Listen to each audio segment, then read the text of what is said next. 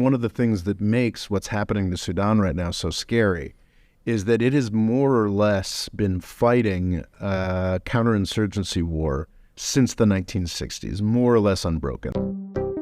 To understand geopolitics, you must have the freedom to be honest. The More Freedom Foundation podcast. Hello, Rob. How are you? Not bad, not bad. Yourself? I'm all right. I've just got some bad news for you. Oh, yeah? You're working with the wrong McElhone. You should be working with my cousin, John McElhone. Oh, yeah? Because he was recently invited to see Brandon Oh, yeah? in Belfast. Oh, that's exciting. Mm-hmm. Oh, yeah, he was famously in town, wasn't he? Yeah, and the Brits were complaining he was here too long. Indeed. Well, didn't he meet Rishi Sunak in a diner for 15 minutes? Or something? And then spent a lot of time down south with the President of Ireland's dogs. Yeah, it's it really is just the serial humiliation of the folks who thought Brexit would be a good idea. Oh yeah. To go from the whole point of Brexit, not really acknowledged, was that the United States would give Britain some really fantastic free trade agreement, and then the presidents that ensued were Donald Trump, the anti-free trade agreement guy, and Joe Biden, who's apparently the epitome of a plastic paddy, I think is the term that they use. Mm-hmm. A American who's more invested in aspects of Irish civilization than most of the Irish people are at this point. It seems to be that way. Yeah, so it's certainly amusing, and my understanding is the British did not like it very much. No, even though I don't think he did anything too bad to them, or really. They haven't destroyed the British economy yet. They haven't fully tucked into the NHS. But would you like to talk about a country that has one of the worst histories, definitely in the past 20th century? Well, it's there's a lot of competition for that, Ray, but I'm glad we got to talk about sadly something vaguely amusing, because what we're talking about for the rest of this hour will be the opposite. Yeah, there's really nothing cute or funny or at all satisfying about what is happening to Sudan. It is quite nightmarish. Put most simply, we've got two separate military forces that were set up by the dictator that was kicked out in 2019. He was kicked out in part by these two separate military forces, though of course the fall was motivated by a pretty heroic democratic protest movement. But it was these two separate military forces that did the job of kicking out Omar al-Bashir, and they have been working together, these military forces, to maneuver around the international community and Sudan's many democratic protesters and democratic politicians to stay in power for the past 4 years, despite repeated promises, through a couple of coups, at least, depending on how you measure a coup. And now, that was bad enough, that was frustrating enough, but now these two separate military forces in Sudan have opted for open war against each other.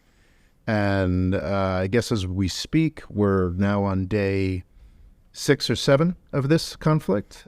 It's been about a week. Yeah, and when this is uploaded in a couple days, I live in great hope that... that it's old news, it's finished. Yeah, that would be the ideal situation. But even if we are in that blessed position come next Monday, I think it is important to sort of dive in on the fault lines here in Sudan, because it's really clarified for me just sort of what the hellish potential and risk of this conflict is. And unfortunately, I think the chances are very good that by the time that this is uploaded on Monday, the conflict will either be at the same place or somewhere worse. So just to give you an idea, it's in a very poor region of the world, neighbouring Central African Republic, Chad, Egypt, Eritrea, Ethiopia and Libya, and also touches across the Red Sea.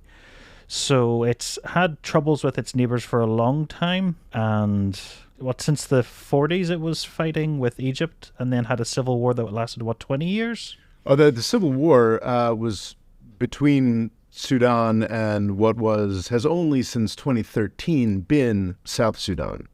There's been so much fighting. It's I think there was fighting from the 40s to the 70s. I'm not so sure about the 40s. I think it was relatively peaceful and somewhat united under British oversight, as it was Occupation. from the 1880s until 1956. And was the largest country in Africa at the time. Yeah, it was the largest country in Africa until 2013 when South Sudan split off. The problem is that more or less since independence, or at least certainly since the 1960s, we've had a elite in Khartoum that has had difficulty exerting control over not just South Sudan, but also other territories to the south of Khartoum, Darfur most famously. And it also covers a lot of the Sahara, which I could imagine being incredibly hard to govern. Yeah, certainly. So it's I think the way that Sudan works is it's got the Nile snakes in from its source in Ethiopia, perhaps one of its sources. You've got the Nile and its banks, much like Egypt, that are quite honestly massively fertile. Sudan is often talked about as a potential breadbasket for the Arab world, for the world in general. And then you've got a whole big chunk of Sahara Desert to the west. And then as you get to the south, it happens, as happens with a lot of these Sahel countries.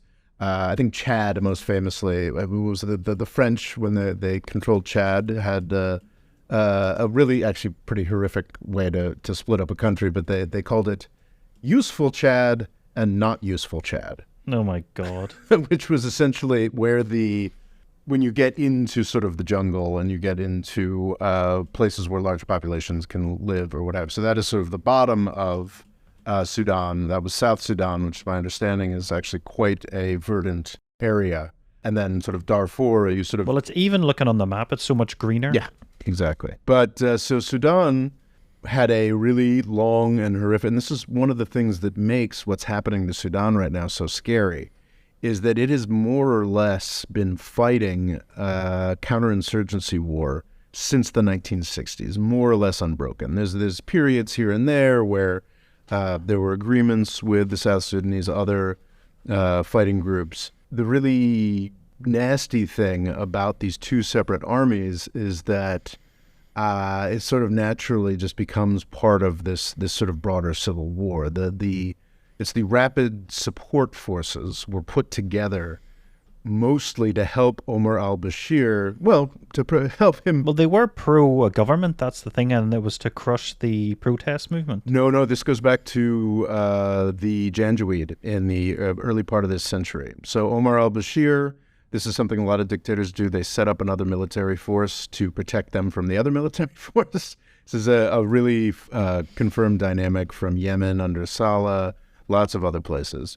Not everybody can be the Saudis and just have the Americans protect them and not have a real military. Yeah. And stay there. Sorry? And stay there. Quite often it feels like you can get America for 4 years and then they get distracted or fall out with you. I think there's some truth there. But a lot of dictators actually need a real military, and the Sudanese... One of the truly tragic things is actually Sudan, I think in the 80s and also in the 1960s, had some periods of free and fair elections. And that sort of gets into resource curse stuff. They started pumping oil in 1979. It started ratcheting up, and the last free and fair election they had was in the mid-'80s, and they haven't had any since. We can talk about that. But so the rapid support forces are basically, and this is one of the most extraordinary things, Hemeti is the leader of the rapid support forces, who is fighting against Burhan, the leader of the Sudanese armed forces, the old school official army of Sudan. Hemeti has really, through his PR departments, I don't know if it's someone he's hired in Washington, D.C. or something else, is really over the past week started using the language of human rights and portraying Burhan as this evil person, and how really he and his rapid support forces are just trying to save the Sudanese people and save democracy, when in fact the rapid support forces were put together to carry out the genocide in Darfur. Oh yeah, they're thugs. That's what that's where he comes from. Pro-government thugs from a couple of years ago. Yes, that is how Hemeti came up. And it is, it's quite extraordinary that he's pretending to be the humanitarian guy. But what's interesting is that you've got sort of an urban versus rural dynamic. Both Hemedti, the RSF, and Burhan and the Sudanese Armed Forces, these are largely the Arab overclass of Sudan. But the Hemedti group is a little more rural. These are the Arab tribes, militia folks, and I feel like tribe is always a word that's difficult to use, but it obscures more than it illustrates. But militia folks, sort of rural Arab militia folks who were genociding folks in Darfur. But now these sort of rural hicks, for lack of a better word, I think Hemedti is described as was a goat herder or something, or like a goat salesman or something before rising to goat salesman, a second-hand goat salesman, something along those lines. And what has happened is that Hemedti and the RSF have decided that they're going to gamble, and perhaps we can, show these guys, these old-fashioned Khartoum snobs, that we can actually take over the whole country. So it is sort of an example of sort of chickens coming home to roost or what have you, this really horrific force of counterinsurgency. And I think, I don't think we really even have to say alleged genocide. I think that's a pretty established. So it's this group of genocidaires that has now brought its violence back home to Khartoum. And this violence has started from, it seems, that they were to basically join into the normal army within 2 years, and he felt 10 years was a more appropriate time, and this has come to a head where they're now just going to fight each other instead. Yeah, this is a cursed difficulty for many conflicts. You can't, as we learned most famously in Iraq, where Paul Bremer and his clutch of morons fired the Iraqi military. Essentially said, "Oh, y'all are Baathists, go home." And, they all went home, took their guns, and started paying each other to take pot shots at U.S. soldiers.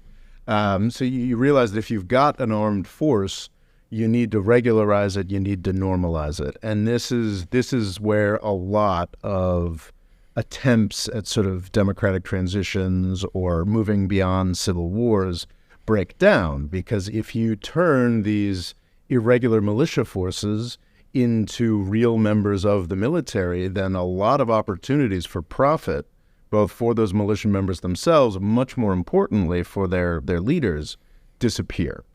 And Hemedti is a guy who he had an extraordinarily rapid rise. Burhan has worked his way up the hierarchy of the Sudanese armed forces over decades. I think he's in his 60s. Hemedti is just barely older than me, which I hold on to, but he's sort of in his mid to late 40s. His birth date isn't particularly solid. He really did come up from nothing. So he's a self-made man, He's which I find very admirable, though I think self-made genocidaire is a less... Although by Sudanese standards, he's getting quite old. The life expectancy, 59. Well, but that includes probably a high infant mortality, right? And averages, massive infant mortality. So that averages out. I think most don't make it to 5. Yeah, so that averages things out. Hemedti has managed to leverage himself up from, a goat herder into an actual independent international force. I think this is the main takeaway, why we should be, if we're lucky enough that this gets sort of handled or solidified over the next week or so, I think we should remember that what makes Sudan so dangerous is the fact that it, as well as its generals and its militias, has been fighting for so long. And it was unified to a degree up until the past couple weeks in sort of fighting against local insurgencies, fighting against outside powers, what have you. But the dissolution of that means that it's an incredible amount of skilled fighters, or at least experienced fighters. Yeah, battle-hardened. Battle-hardened fighters, heavily armed battle-hardened fighters. The fighting in Sudan over the past week has not been the stereotype of sort of warfare in the Congo or Rwanda or something like that with, machetes and horrors. No, this has been artillery fire. This has been more hardware. This has been not quite on the same level, but much more akin to the fighting we're seeing in Ukraine than the fighting we see in the Congo. More of traditional warfare. The air power has been a very significant part of it. I think that it seems, presumably with the fighting, the Sudanese armed forces will run out of air assets fairly quickly. But the locus of fighting in the initial days was the RSF trying to take out the Sudanese Air Force. So as to just take that ability to control the air away from Burhan. But, I mean, tanks, mortars, artillery, the full range of a modern military, if this fighting continues, won't just be unleashed on all of Sudan. It has the potential to be unleashed on all of those really unstable countries on Sudan's border that you just mentioned. Oh, yeah. That list of 8 countries. So Egypt would be the most stable of them. Central African Republic, Chad, Egypt, Eritrea, Ethiopia, and Libya. Yeah. So Libya is in the midst of a ongoing civil war. It's calmer than it has been in some other years, but it's teetering on the edge. For a decade now. Oh, yeah. But it is still teetering on the edge. The process we were all so excited about in early 2021 seems to be running out of gas. They're just waiting for something to kick things over again. This could be it. Ethiopia, the largest concern, that's a country of 110 million people.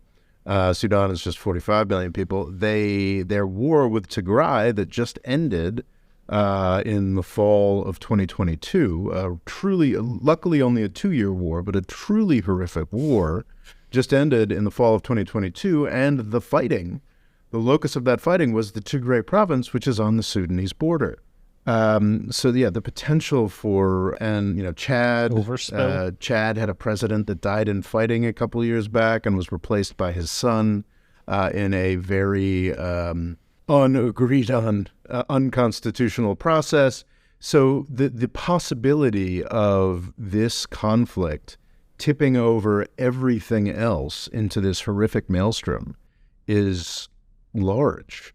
Does the gold factor make it much easier for these warlords essentially to profit? It seems like it's something that's much easier to export, and once it's past a few hands, it's impossible to trace. While something like oil, which I know it's more so in South Sudan, there's a lot more processing involved with it, and it's more difficult to get that onto the international market. Absolutely, this is a key aspect of the conflict. Grateful to Adam Tooze, great Substack, who did a very in-depth article. I think this one would probably be free. I am a subscriber to Adam Tooze. Great guy who thinks fairly deeply about a whole bunch of. It's like sort of a less. It's sort of like what Peter Zeihan pretends to be. That's probably what Adam Tooze is. Guy who really does just sort of think deeply about everything to the point where it really irritates a lot of other people who are like, I don't understand how this guy is this productive. But he weighed in on Sudan, and his intervention was sort of talking about the importance of this artisanal gold production. And there are a few things really that I associate artisanal with sort of like hippies selling candles in the Brooklyn excerpts. Oh yeah, it sounds good, but this is sort of horrific. Probably at gunpoint. Let's be honest. I'm sure it varies. I mean, it is quite literally the Wild West. Dig a hole in the ground and hope for the best. Yeah, it is the Wild West, in fact, of Sudan. It is in the West. My understanding is it's concentrated in the southwest of Sudan. It's this new vein of gold that has been discovered across the Sahel and has contributed to conflicts across the Sahel over the past decade. Because it is a resource that, notoriously seems to ruin countries, because its neighbors in the Congo and the Central African Republic have just been destroyed by raw materials, particularly gold. Yeah. And I think the resource curse, writ more broadly, is a really key part of Sudan. I think I mentioned earlier Sudan's problem. I think I mentioned earlier that they started becoming a petrostate in 1979, quite recently, and it ratcheted up over the course of the 80s, and they had their last election in the mid-1980s. And Omar al-Bashir, when he initially took power, I believe in 1989 or thereabouts, had to rule in partnership with a larger Islamist political party for the first decade or so. But by the end of the 1990s, his political power had, his reserves of oil wealth had consolidated to the point that he could just dispense entirely with even the veneer of political legitimacy, and become a much more solely in control dictator. So the oil was terrible for Sudan. And, it's not necessarily, the resource curse can be overdone. There are contexts within which finding resources can be a good thing for a country. Well, America's a great example. Exactly. But you need to have consolidated institutions. So it's really just kind of a brutal 1-2 punch.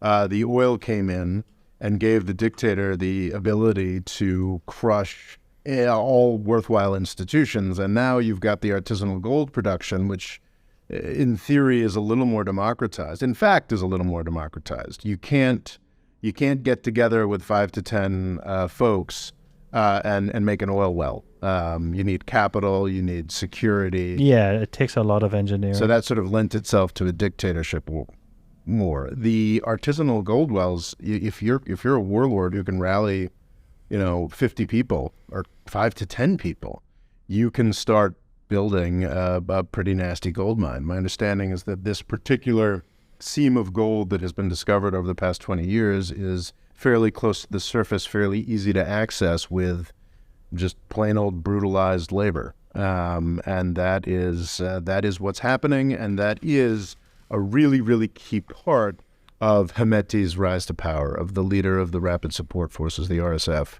A lot of his ability to be such a massive part of Sudanese politics, arm his people, is those gold mines that he has a lot of control over. There was some extraordinary, I can't remember exactly what it was, but I read this over the past week, that I think Hemeti, there was some state aspect or perhaps some large company in Sudan that was running out of money, and the sort of thing that you might need an IMF bailout for, and then Hemeti was able to just sort of step in personally because of the amount of wealth that he's built up through exactly those gold resources that you're talking about. Has religion played much of a play in this? I assume they're both Islamic? Yes, they are both Islamic, and they're both using Twitter and all manner of tools of public relations. Modern warfare is a strange thing. It is an extremely strange thing, to accuse the other of being too close to Islamists. Okay. Because a lot of what's going on here, outside support, is a bigger factor here than it was in Ethiopia. I don't think it's anywhere near on the same scale or importance that it was in, say, Syria or Yemen or Ukraine. But the main actors who are most important in directly supporting the Sudanese armed forces and the RSF have been, in different mixes and at different times, the Egyptians, the Saudis, and the United Arab Emirates. The Saudis a little less so. But what the Egyptians and the UAE have in common in a very big way is deep, deep hatred of the Muslim Brotherhood. And they have also funded enough to make the idea of the Muslim Brotherhood or Islamists, or more generally, they've put enough money into U.S. think tanks to make that like a hate figure in the United States as well. So both Burhan and Hemeti are sort of pointing at each other, going, "Islamist, Islamist, Islamist! You're the Islamist. You're supporting the Islamists. You love the Islamists." And what's also hilarious, it's the same deal with Russia. Because Burhan, as more or less the de facto head of state or head of government over the past 4 years, which is more or less what he's been, even quasi-officially what he was, I guess, from 2019 until the first coup in 2021, the military was supposed to act in a caretaker role and then hand off to the civilian government that was extant. That did not happen. But Burhan has been in charge and honored an agreement that Omar al-Bashir, the earlier dictator, had made with Putin to allow a naval base to be built on the Red Sea. So Hemeti and his supporters are leaning in really hard on, look at Burhan as a Russian patsy, you've got to help us against him. Of course, RSF and Hemeti have worked fairly closely with Wagner, with the Russian mercenary forces. So they've both worked with Islamist elements, and they've both worked with Russian elements, and they are...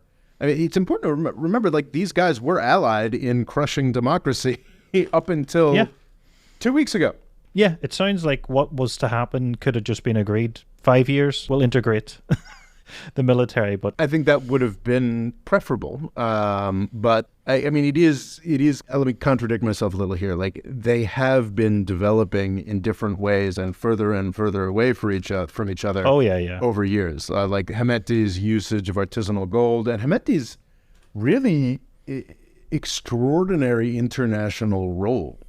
Hemeti and the RSF have been a big factor in the Libyan civil war. A lot of Sudanese forces were a lot of the stuff that I've talked about on the YouTube channel over the course of years had Hemeti and Sudanese soldiers as a factor, supporting Haftar, a Libyan dictator who tried to take over the country, I believe, back in 2019 with Donald Trump's against the wishes of the U.S. government, but with Donald Trump's endorsement. Which is a strange contradiction. Yeah, that's the joys. But it seemed to happen a lot. Yeah, it really is just extraordinary. The fact that Donald Trump was president of this country for 4 years and could actually be again is just mind-boggling. Anyway, but we don't need to talk about that today. So RSF and Hemeti supported the bad guys in the Libyan civil war. Shouldn't use terms like that, but Haftar is one of the worst guys in the region. They also supported what I believe to be the bad guys in Yemen. Saudi Arabia's invasion, a lot of their forces were Sudanese soldiers, in some cases alleged to be Sudanese child soldiers, flown over to Yemen to fight against the Houthis by Saudi Arabia. That's less of a factor now than it was, but in the early years of fighting, 2015, 2017 through 2018, Sudanese forces were a big part of the Saudi invasion of Yemen. So the Saudis would come across the Red Sea, pick them up, and then bring them across? Well, I think that... So it's through Jordan, or just leave them at the border and say good luck? No. So Hemeti and the RSF, my understanding, there was some participation of Burhan and the SAF, but I think the main beneficiary of this Sudanese to Yemen frontline pipeline was Hemeti, who was probably getting a slice of every soldier that showed up. Again, it's not the Sudanese actors. These generals have real capacities and presumably have their own heavy lift aircraft, so they could actually drop off military forces as military forces in Yemen. I could be completely wrong about that. I'm speaking, maybe it was a Saudi or UAE transport that did that, but they are real military forces. It wasn't a question of just sort of showing up, handing them an AK-47 and saying they're the Houthis. Oh yeah, they knew what to do. I mean, they weren't very successful, that's for sure, but they were really real military forces, and I think a very substantial part of the coalition forces that failed to beat the Houthis in Yemen. So yeah, this Hemeti guy has like a real international footprint as a mover and a shaker, and it's not particularly surprising that he was unwilling to become deputy general in the Sudanese armed forces with maybe a driver and maybe an office, going from like. So these two powers were sort of inevitable to come to loggerheads. I don't think anything's inevitable, but I think it's not. It shouldn't be as surprising as it was to me, frankly, as it was to a lot of other folks, and I think that. We ran an episode talking about Sudan and Armenia and how the U.S. was having such a positive influence in Sudan by just simply not sticking its nose in and trying to force these guys diplomatically to respect the democratic forces. I still believe we absolutely should not have stuck our nose in, but I think the idea that Sudan was moving in a positive direction is something that seems to have been contradicted over the past week. to say the least. Truly ended. Yeah, it's pretty dark. Pretty dark. Is there anything the international community can do? I think the key thing is for the international community to make itself more aware of this. I think that, I always hate to admit this, but I think even under Pompeo, under Trump, the U.S. State Department did a fairly decent job of saying, like, hey, we want a democracy in Sudan. I think that Blinken has done a fairly decent job of being like, hey, we want a democracy in Sudan. But it seems to me like the folks who are doing the mediating right now, who are trying to get Burhan and Hemeti together, to be clear, like the world would be a better place without either Burhan or Hemeti in it. But actually, they'll be quickly replaced. Yes, they'll be quickly replaced, or even worse, sort of like a Mexican narco situation. Oh yeah, you have 20 of them. Yeah, you could just see a splintering. So I think morally it would be a better place, but I think we're very stuck with these guys, and we need to get them talking to each other, and we need to get them to stop fighting. So this is, I think it was rather clarifying in Armenia when Azerbaijan started, and then they're continuing to do stuff, but they're doing stuff on different levels and in different places.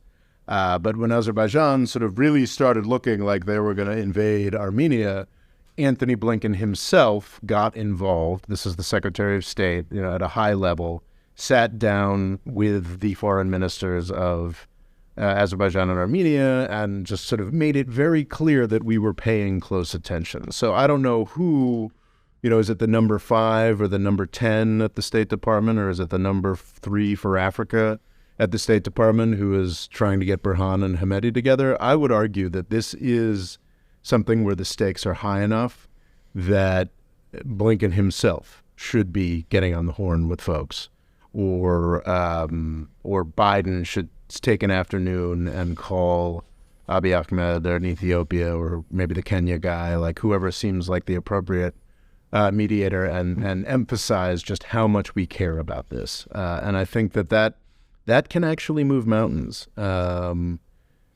Unfortunately, some kind of bribe for these truly loathsome figures is probably in order, frankly. Yeah. I think why I'm so disturbed by this is I've talked a lot on this channel about how the U.S. decision to destroy Libya in 2011 pretty much robbed Northern Africa of a decade.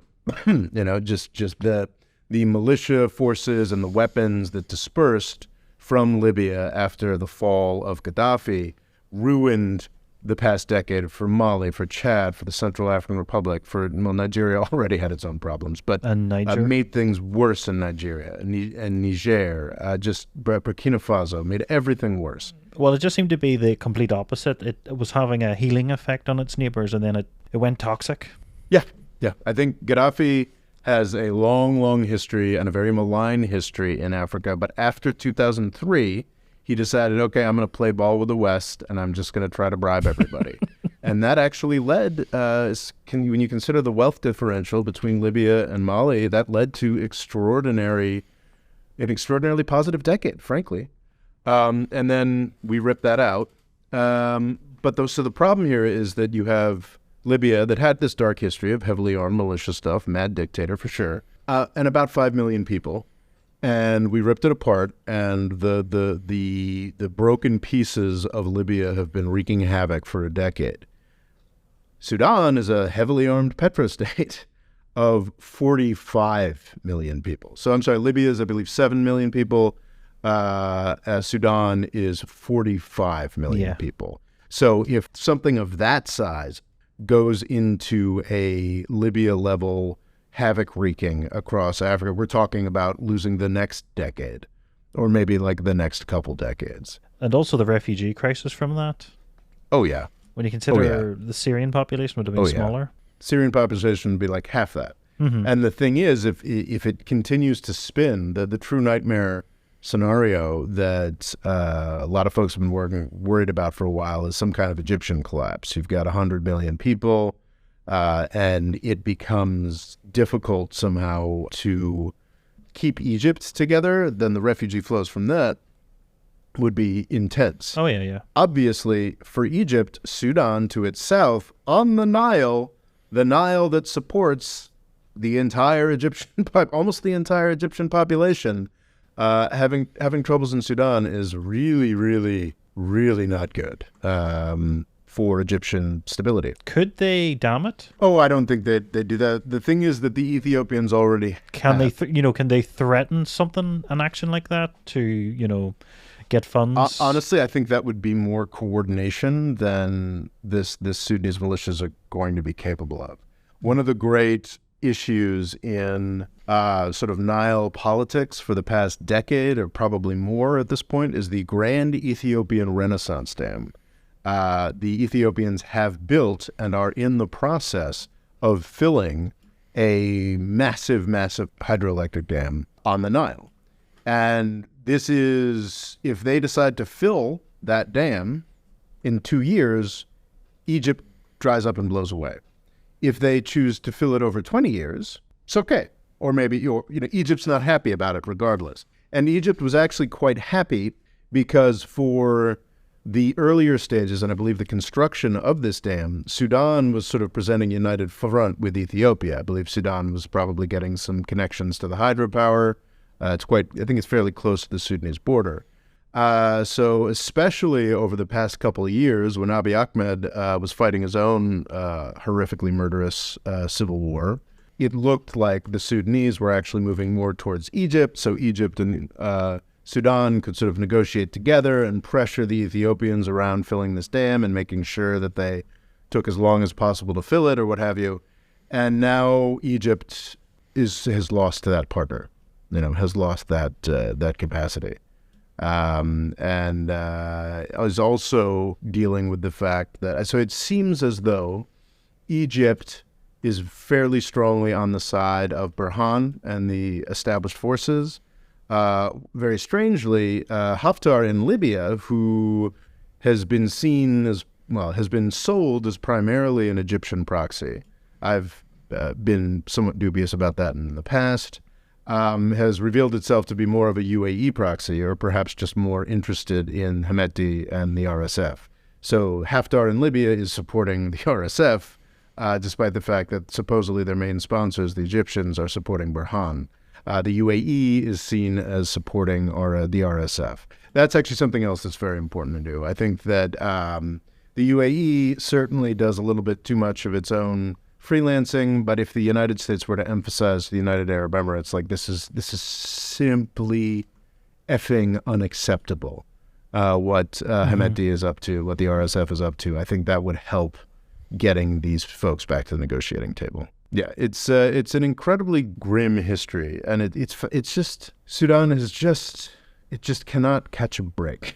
It's one of the most extraordinary things is that the British actually didn't want to be there. There's a lot of myths about British Empire that I think are malicious and ridiculous, and are all about sort of cope and about trying to make themselves feel better about stuff. But actually, some of them are to a minor degree true in Sudan in ways that they aren't true anywhere else. They really did not. William Gladstone, the prime minister at the time, desperately did not want to be involved in Sudan. The British Empire took over Egypt in 1881, 1882, thereabouts. Mostly, Gladstone just wanted to abandon Sudan. Sudan had actually been colonized by the Egyptians in the early 19th century. And Gladstone wanted to let it go, and there was just this one religious fanatic, Gordon was his name, who sort of refused to leave. He wanted to fight another religious fanatic in the Sudan, and was martyred very heroically and became a real cause célèbre for Victorian Britain. So basically the government's hands were tied, and for national honor, they had to go in and conquer this territory. Did so at immense expense in the 1890s, and really had no use for it. There was no real point to be there.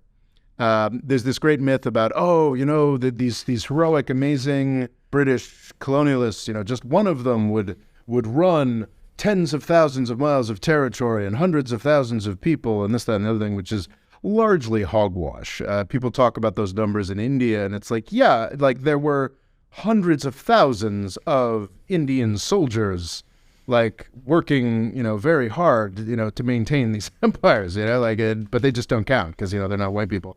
In Sudan, because there was really no point to British Empire there really was this sort of, one, Boy Scout fable, white guy just sort of out there trying to be the potentate for hundreds of thousands of square miles, because there was never any point there for the British to be there. There's other myths. This was a What If Alt Hist's critique video. I critiqued another YouTuber on this who had talked about this myth that, well, Britain and the rest of the Europeans really just decided that being colonialist was bad after World War II, and they all left, like, just very orderly in a pleasant way. Oh yeah, they had a lovely agreement. And that's Portugal wasn't still holding on to territory in the 70s. I think the last British possession, was it Rhodesia, became independent in 1980 or something like that. I mean, anyway, this is farcical, fantastical misinterpretation. I'd say the median African country became independent in like the mid-1960s, so like all of 5 or 6 years before the oil crisis like crushed every country in the world. It's fantasy land. However, in Sudan, because there was literally nothing for the British to care about there, the British were barely ever there at any point. That's actually a country where, like, they did sort of shuffle off in 1956 or like a... Is it an example of a territory that they kind of had in theory, but on the ground most Sudanese wouldn't really have seen the British? I think that's true to a degree. I mean, the British flags were flying everywhere, I think, or in the urban environments anyway. But it was a very, very light touch because there was no economic reason for the British to be there. In places where there was an economic reason for the British to be there, in the South Africa with the diamond mines, in Egypt with the Suez Canal, the British were quite brutal and tried, and also with colonization. Kenya was a place where the British tried very hard to set up a sort of American-style replacement settler colonial group. They just couldn't find enough people, couldn't find enough British people to put there. I think it's also white people really struggle along the equator. Yes.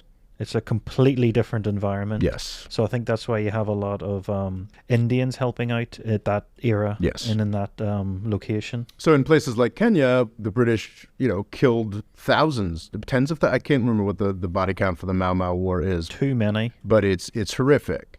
But yeah, in Sudan, just as, the French had a horrific nightmarish war that they fought at the cost of hundreds of thousands or perhaps even millions of lives to hold on to Algeria. But to prioritize Algeria, because that's what they really cared about, they did let Tunisia and Morocco go fairly easily because they were just never as invested in those places.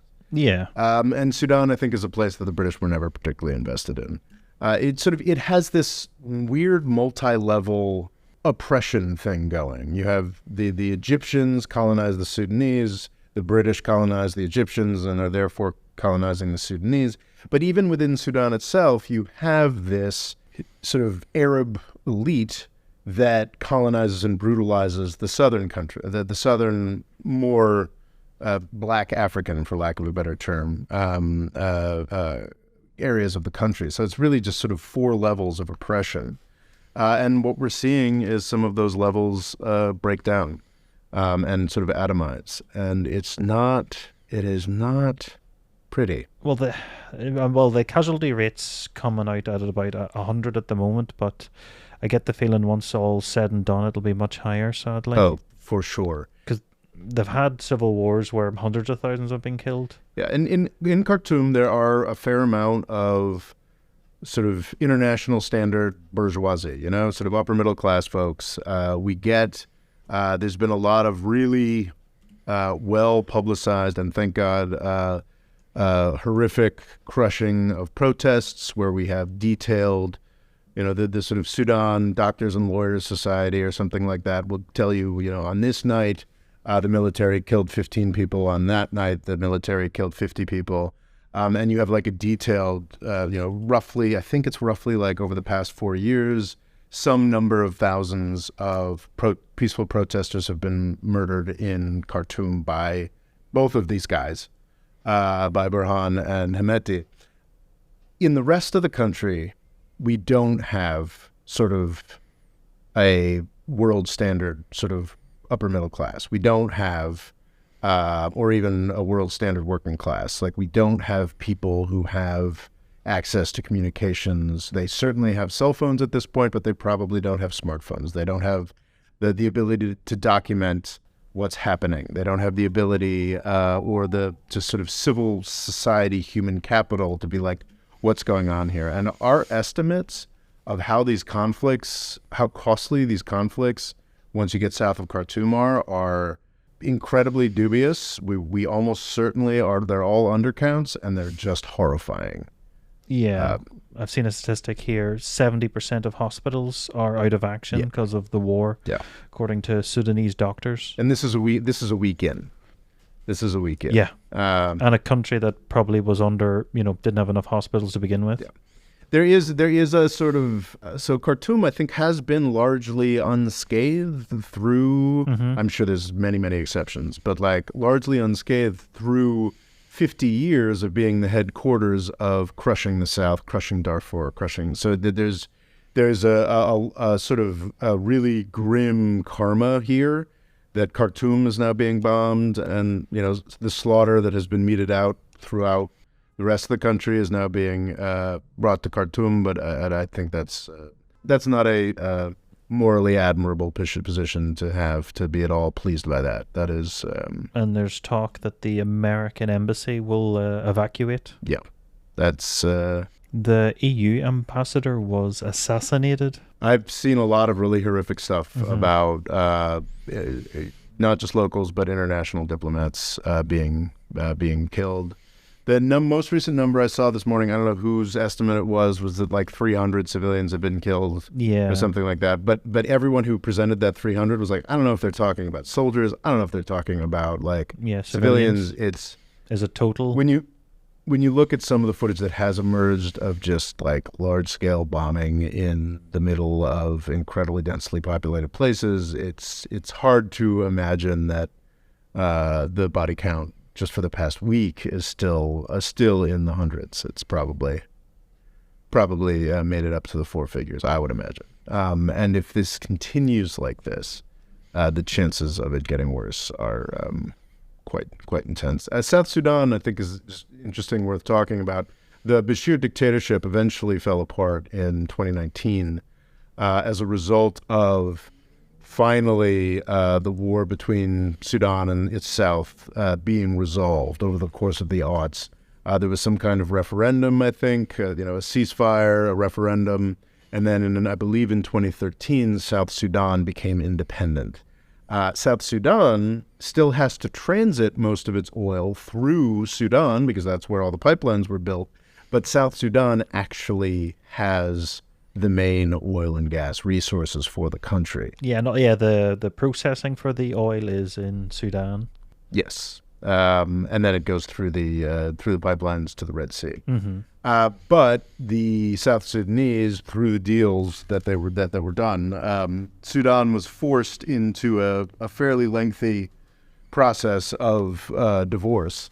And so the Sudanese receipts from oil and gas, I believe, went from billions of dollars a year to like a couple $100 million a year very quickly, which destabilized Omar al-Bashir, which is a good guy to get rid of.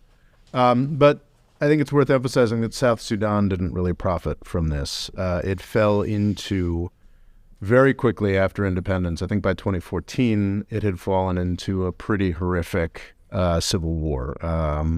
Salva Kiir and Riek Machar, the two big men in South Sudan started, I think, representatives of different ethnic groups, started fighting against each other, and we have no idea how many people that were killed, but people bandy about, this is between, I think, 2014 and, 2015, 16, 17, something like that. People bandy about numbers on the order of 500,000 people killed. And I think that if this conflict continues at this pitch in Sudan in general, I think those kinds of numbers are what we're going to be talking about. And we're going to be talking about them disturbingly quickly. My goodness. Yeah, it's not. It's really, really dark, and I really, I was like, who is the Chinese foreign minister? Is Lavrov on Twitter? Like, Blinken? Like, it's just they should all pay attention to this because it's not just the country, it's not just the Sudan future that's at stake. I think it's like that whole area. It's the whole Horn of Africa's future that's at stake. Well, it's the fact you can even bring Egypt down, which is hard to believe. Yeah, I mean, I'm not saying that's guaranteed, but that's a real possibility. And further destabilization of Ethiopia, of Libya, that's guaranteed. Mm-hmm. Oh, yeah. Really, I think. I mean, there's some who imagine or hope that perhaps the RSF fighting for its life in Sudan means that they'll provide less support to Haftar in Libya, which might accelerate the process there, and maybe it's not going to be good. But I don't think it's. No, I don't think it's. I think you're right there. It's a bit like Libya all over again, except on a much larger scale. Yeah, except 8 times the size and with much more neighbors. So I don't know what we can do. It's just diplomatic attention. Just pay attention to it and try to get these guys talking and sitting down and try to figure out ways, once they have sat down, to get them to finally hand over to a democratic transition. I mean, it's not. I mean, these things may sound like sort of hopeless things, but they're not. They're very possible if the appropriate amount of attention is paid. And money is spent in the country because it is incredibly poor. It's an incredibly poor country with incredible resources, agricultural, gold, oil, and it just... incredible potential. $800 a year, so that's half what average Pakistani would get. Wow. Yeah. Not a happy place, and in the process of getting much less happy. Mm-hmm. It is, but I feel like it should be much more of a priority for every country in the world, to the extent that we have mid-range powers and large, and one superpower. I think this should be a massive priority, because for refugee flows, for the stability of every country in Africa, for the capability of just general warlordism increasing. Mm-hmm. I mean, that's sort of a curse. It's these industries just sort of perpetuate themselves. And obviously the U.S. choice to invade Iraq was one of the great launchings of this industry. There have been mercenaries. I think a great scourge of the Cold War was largely South African or formal British imperial mercenaries. Rhodesia. Yeah, Rhodesia. The Rhodesians were famous for this, just going around Africa and renting themselves out to various dictators. But I do think that the war in Iraq sent this industry into overdrive, to the extent that it's certainly the United States has its large cadres of semi-independent foreign policy actors, sort of mercenary forces, like whatever Eric Prince's next 5 businesses after Blackwater were called. That sort of, and of course, much more famously or much more publicized in the U.S. press, the Wagner Group from Russia. And they're just next door in the Central African Republic? Well, to some extent, they're in Sudan. The RSF and Wagner do have a relationship. It's I think it's a little oversold. I think that largely just the Wagner's there because they're paid by the UAE to train the RSF. But that is a relationship. And to just have Sudan fall apart provides a whole new market for like a new explosion of these sort of nasty mercenary forces that will destabilize and corrupt the politics of every country that involves themselves with them, including the United States and Russia and China and everything. So, and Saudi Arabia. Well, yes, definitely. Saudi Arabia, which seems to be on the course for going downhill. Yes, no question. I think seems to be getting everything wrong. Yeah. Well, honestly, I think Saudi Arabia's having a good couple months in my eyes. Okay. It's is it been selling oil to China in Chinese currency? I don't know, man. I think that sort of thing is pretty blown out of proportion. I'm sure they're trying. Mm-hmm. They've announced it. These announcements are made all the time. Like New Year's resolutions? Yes. But what I do like that the Saudis have been doing is they have largely abandoned this idea that they're going to team up with Israel and the United States and fight Iran.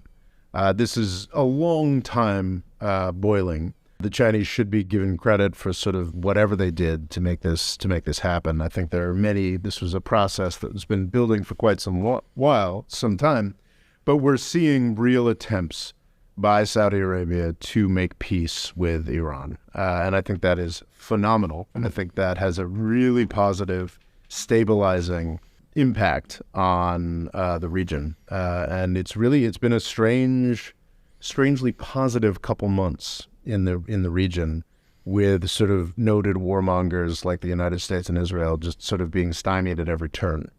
The Israelis expected that they were going to get, they're just waiting for King Salman to die before MBS signs up with Israel on the Abraham Accords. But they're learning instead that there actually are consequences to how brutal their new government is towards the Palestinians. Whereas folks who've already signed the Abraham Accords are looking like they might renege. And the Saudis, I just read this morning, the Saudis are apparently meeting with Hamas again for the first time in decades. Or a decade or so. So that's a positive step. Well, I don't know. I mean, we're not fans of Hamas here, but it is making it clear to Israel and the United States that should they choose to launch their next $1 trillion war against Iran, they're going to have a lot fewer friends than they had expected in doing it. And I think those are good choices that Saudi Arabia has made. I think they're now beginning, I think MBS has moved beyond his sort of adolescent, I can do whatever I want stage, and might be getting a better sense of the very real limitations that the oil market is imposing on his country. You could make a pretty solid argument that he's been trying to get out of Yemen for the past 2 or 3 years now. And now he seems to have found a way to do it with a little more face, saving a little bit more self-respect. So yeah, Saudi Arabia, I still think it's gone by the end of the decade, but I do think that they've had a saner and better 2023 than really any year they've had since the 60s. I don't know. So, well, let's hope China could negotiate a peace deal in Sudan. Hey, I'm going to go out on a limb and say they can, but that'd be awesome. No. I did see something about them trying to mediate between Israel and Palestine, and I was just like, oh, good. That's S-tier negotiations. Good luck. Good luck. Yes. More power to you. Have fun there. Yeah. We wish them all the best. The More Freedom Foundation is also available on YouTube and TikTok. Rob's Twitter is RobOLaw, and he's also written a book called Avoiding the British Empire, What It Was and How the US Can Do Better. And music provided by Kevin MacLeod.